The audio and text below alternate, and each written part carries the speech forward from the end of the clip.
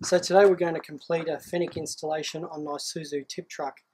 So the first thing we've got to do before we even look at fitting the Fenic is we have the truck stationary in the park position if it's an automatic, in first gear if it's a manual, handbrake on. Remove the key from the ignition so that no one else can jump in the truck while you're working on the truck or start the engine, therefore causing fuel spillage. Also chock the rear wheels just for safety, especially if you're going to be sliding underneath the truck doing a installation underneath the vehicle. So safety is paramount.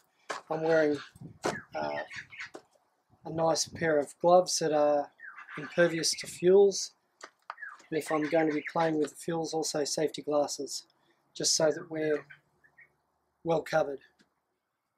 Okay, so very important before you start touching the fuel system to assess what tools and equipment you're going to need. I'd also recommend good fuel absorbing rags. You'll obviously need a cutting device, whether it be a hacksaw, a blade, or whatever it is, and that depends on what fuel system you've got. In this case it's a simple rubber fuel system, fuel line. You may have braided, you may have hard plastic. If it's hard plastic, you won't be able to crimp the line to eliminate fuel spillage whilst you've cut the line, so you'll have to have your act into gear and be very quick to minimise the fuel wastage during the process. In this case I'm using fuel clamps to minimise the fuel leak, so that would be fitted on there like so. In this case we've already pre-fitted a Fenic before, so we will be removing this Fenic. There are three basic types of fuel line.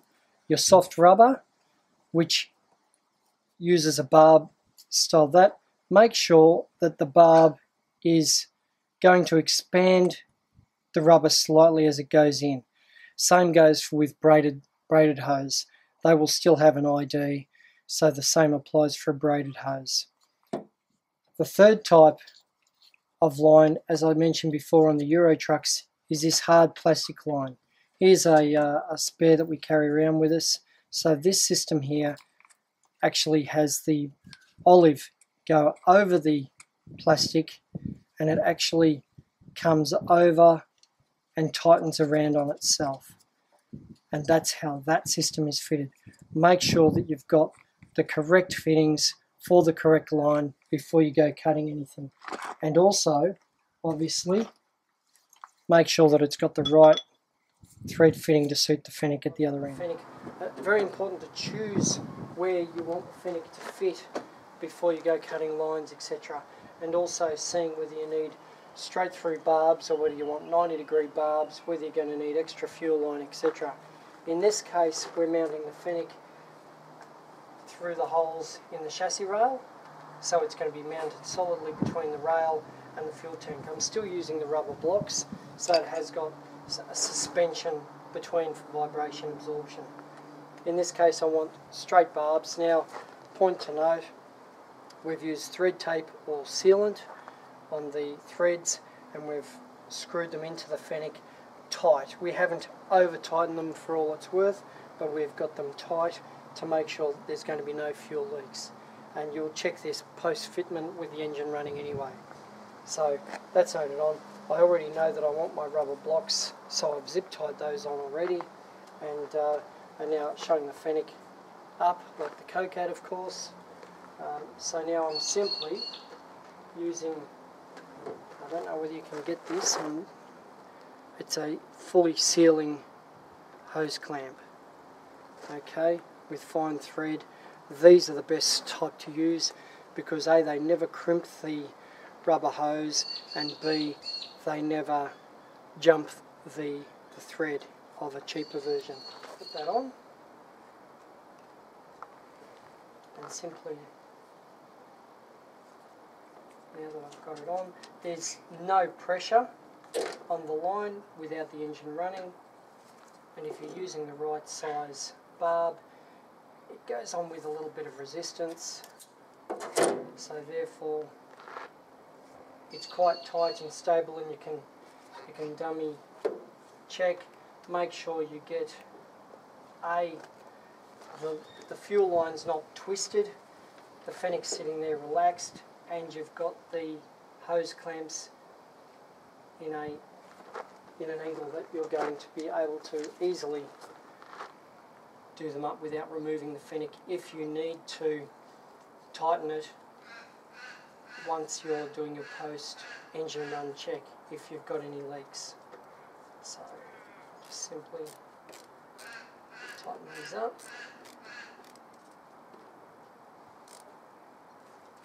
Don't go crazy, you don't have to tighten it within an inch of its life and risk perishing the rubber hose.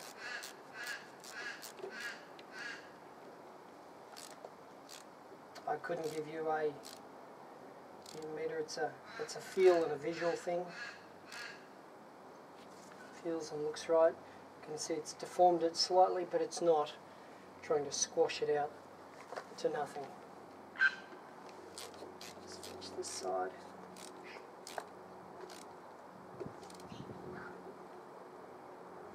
Okay. Just make sure I've cleared everything before I go mounting that permanently. I'll now grab the key for the truck that I have, go around and start the truck and do a leak test.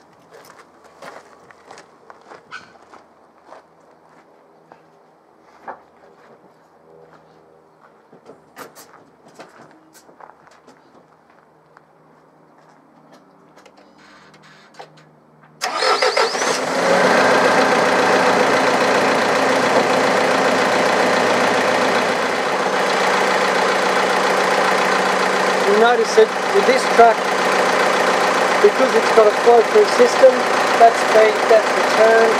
There was no need to prime it. However, what I do is hold it, if you can, up as much as possible, because of the laws of gravity. If you were just to leave it flat, there is a chance that you'll get an airlock in the top half of the Fenic. So we want to purge out all the air as best as possible. So with it running, we just leave it like that. Okay, so it's purging the system. If you want to assist that quicker, you can bring the revs up on the truck so that it gets the fuel flowing quicker. So obviously I did a few things. I made sure the truck was in neutral gear before I even started it up. I brought up some revs just to make sure that it wouldn't cough. In this case, late model truck, it didn't need the system purging. But what I'm going to do now, because it's also important if you can, is to try and hold the Fenic up on an angle, because due to the laws of gravity, if that stays flat, it's quite probable that it will get an air pocket. We don't want an air pocket in the Fenic. So to purge it vertically up, the fuel will run and it will get the air out of the system. That's what we want to do. So we just leave that for a little while and get the fuel out of the system.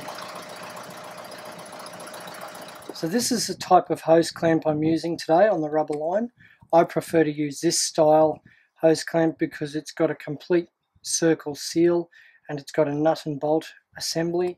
It is quite a good strong hose clamp, and there's less risk of it jumping its threads and becoming loose. If you are going to use this style of hose clamp, make sure that it is of good quality so that it will not jump. Secondly, do not over tighten these, because if you over tighten these type, they will jump and then end up being loose. Okay, another point to note that if you can, I prefer to use a good quality hose clamp to even mount the Fenic to something, whether it be around a rail or onto a strap, whatever it is, because it's quite a solid mount, and if you've got the rubber mount underneath, it will hold it in position with that over the top and it won't move anywhere. So always more than one, two, even three. As you see on the trucks, they use hose clamps, and they use these plastic cable ties pretty much all over a modern truck. So make sure you've got a good quality, large gauge cable tie, which is what we'll be using today. Because remember, the Fenic is quite a heavy unit. So the Fenic itself is quite heavy. So in the use of day-to-day driving, think of it getting thrown around consistently. So be aware of that and keep that in mind as you're preparing where you're going to install the Fenic device. Okay, so here's the feed line for the engine. We've already pre-cut it, so we've pre-clamped it so that we're not A, getting air back into the whole system, into the tank, and B, we're not doing the same towards the engine. So we're minimising our fuel leakage as possible. Very important to note that if you are doing an underneath installation where the fuel line is below the fuel tank, be very aware that the fuel will gush out and it will not stop coming. So make sure that A, you can try and block it as quickly as possible. If it is a plastic line or a braided line and you can't crimp it, make sure that you've got a tapered stopper to put in the line to stop the fuel flow. If you're preparing, or say for example you're not sure what size barb you need or what size fitting you need to fit on the Fenic, make sure that you have stemmed the fuel flow so that it's not just consistently pouring out. Secondly, and this is a personal thing, make sure that you are not in the way of the fuel flow, because it will just spread out everywhere, and the last thing you want is to have your clothes and yourself covered in diesel fuel, especially if you're a smoker. It wouldn't be very good. So let's just make sure that safety first in all occasions. Again, preparation is the key. Make sure that you have prepared as best as possible. In this case, I've predetermined that the Fenic is going to fit on the chassis rail here, and I'm not going to be touching the fuel tank with the Fenic.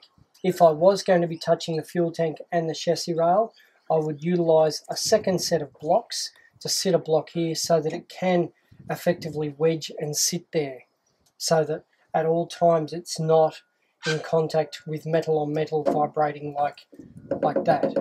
Okay, so we want it to be on the rubber blocks at all times. Because I've predetermined how much hose I needed to cut out, I will now simply fit this on, fitting my line on. Now that they're on, and if you've used the right barb, they do have resistance inside the line, so there should be no need to keep the clamps on once you've fitted the Fenic. Now see that that's loose enough so I can rotate the Fenic, effectively working out where I need to get it without twisting the line. We don't want to twist it or risk kinking it. We want to make sure that we haven't got a kink in the line like that. You must have gentle radiuses so that at all times it will always give good fuel flow. Okay, so I know that I'm going to fit the Fenic against the chassis rail there. I rotate my clamps to a comfortable position where, with the Fenic installed, finally, if I need to adjust or tighten it to stop any leaks, I can do so without removing the Fenic off the chassis rail. So I've tightened it up. You can see that the clamp is tightened on the barb and on the line, but it isn't overstressing the rubber, so it's not cutting into the rubber at all. Very important just to be conscious of all those things.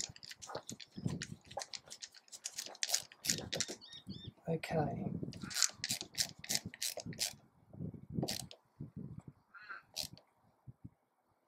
All right. So that will sit quite comfortably there against the chassis rails. On most chassis of trucks, they are hardened steel, so you will have a hell of a time trying to drill through these. So if you're going through holes, just predetermine where you're going to be able to mount the Fenic before doing so. In some instances, we use hose clamps if we have the room or the holes big enough to get a large hose clamp through and around and hold it firm. That will be better than zip ties. What I'm doing is I've got factory holes in the chassis of the truck, which I know I can mount to. So I'm running my cable ties through the chassis and back onto the Fenic ice, ensuring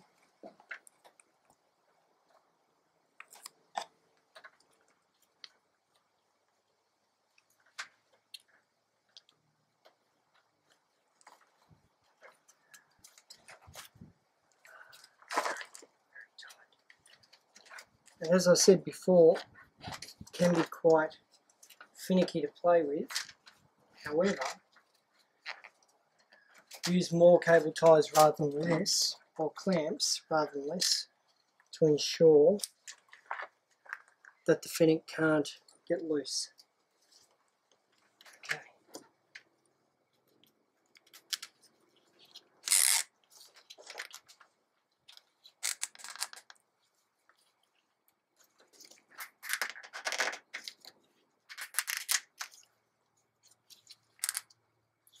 So as you can see,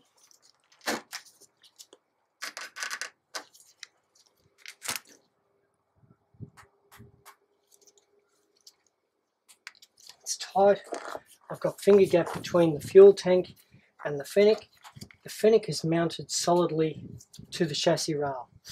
Now because I've also got hose on hose, there was some hose there, I'm just going to use a smaller cable tie just to eliminate it from rubbing and chafing on the other line.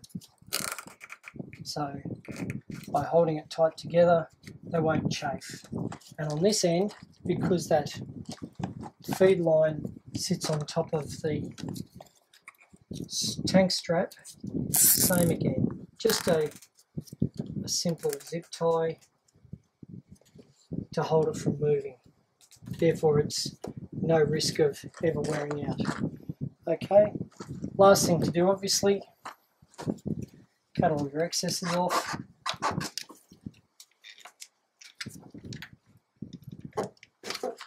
Make it all neat and professional.